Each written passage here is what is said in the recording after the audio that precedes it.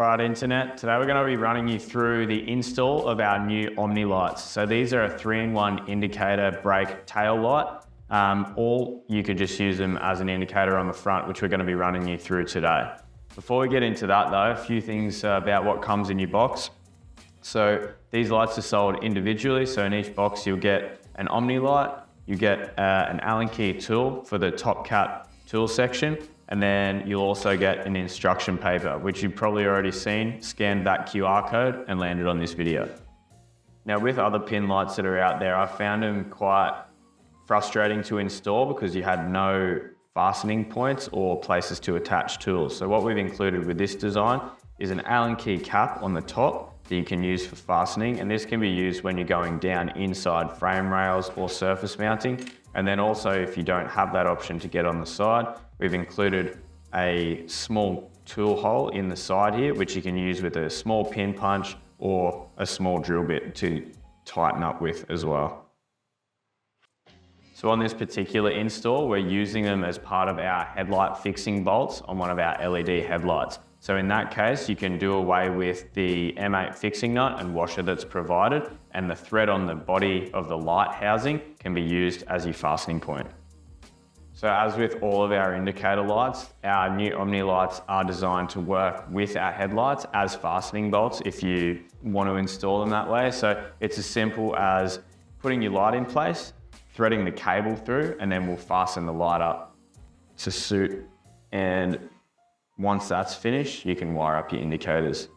So an important note when fastening these up is to not over tighten, especially on this top cap. So this top cap can be used with your tool, but if you do over tighten it, you run the risk of cracking the lens. So just take care of that. Once you've got it seated home, just give it a little nip up. So once you've got your cables routed and it's time to connect. A lot of people do struggle with these tiny cable sizes.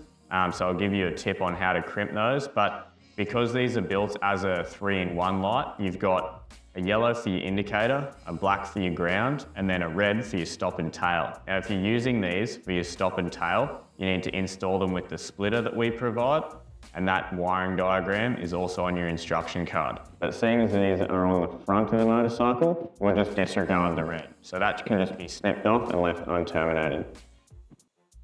Now, be careful when you're stripping these skinny cables.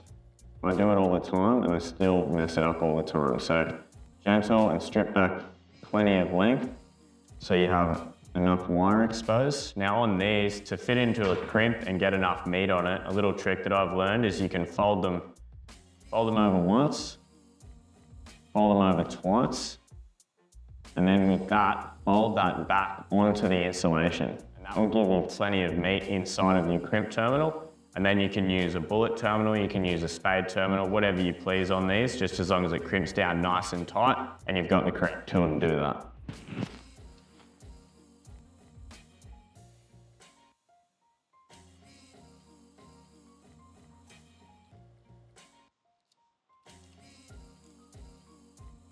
That'll wrap it up on our Omni Light install. Now, don't think that you're limited to installing them just like this. We've spent time designing these lights to make them really adaptable, so you can use them in a number of applications, however you like. Check out on our other projects how we've gone about it. Enjoy and get creative. We'll see you next time.